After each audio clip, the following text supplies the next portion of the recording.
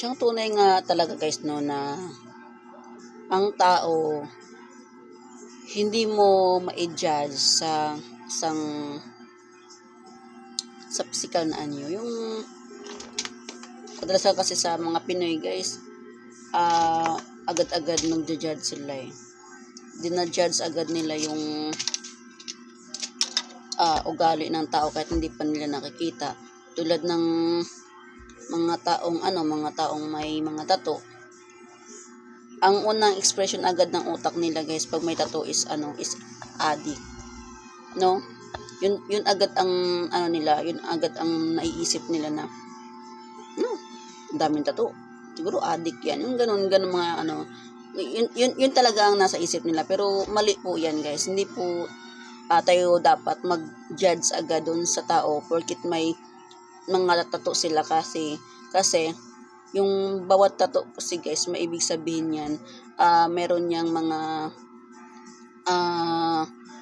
dahilan kung bakit sila nagpatato. Tsaka ang mga tattoo may kanya-kanyang meaning yan kung bakit sila nagpatato. So hindi mo dapat i-judge yung tao sa isang tingin mo lang kasi maraming nagkakamali dahil sa maling akala, no? So wag tayo agad-agad na mag-judge ng tao na sa isang tingin lang tulad ng kasi may mga tao kasi na tingnan mo napaka tapang tingnan, napaka suplada tingnan, na masasabi mo talaga na napakasuplada naman ng yan. Siguro sama ng ugali niyan kasi napaka aura niyan, napaka maldita siguro niyan.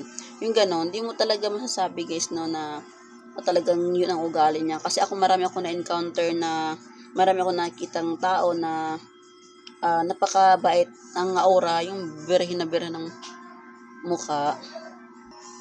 So guys, medyo nawala na ako no. Nasaan na ba tayo? So yun na nga, marami ako na-encounter guys na mga tao na may mga tao na na napakabirhen ang mukha. Yung akala mo napakabait pero hindi pala. Marami akong kakilala na gano'n nga, ang bait-bait ng itsura pero itsura lang pala mabait. Hindi yung kalooban nilang mabait. May tinatago palang kademonyuhan, no? So meron naman tao na napakasuplada tingnan, napakaprangka magsalita, straight magsalita, pero napakalambot ng puso, no? So hindi talaga tayo pwede wag agad-agad tayong mag-judge ng tao kahit sino pa yan. Hindi natin sila pwedeng i-judge kasi lalo na pag hindi natin alam ang tunay na sila, no?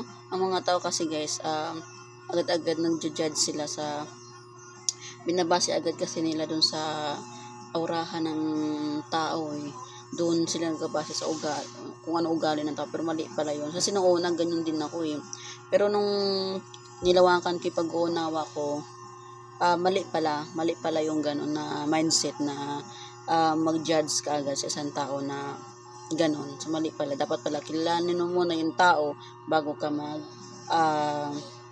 sa kanya, manghusga. So yun lang.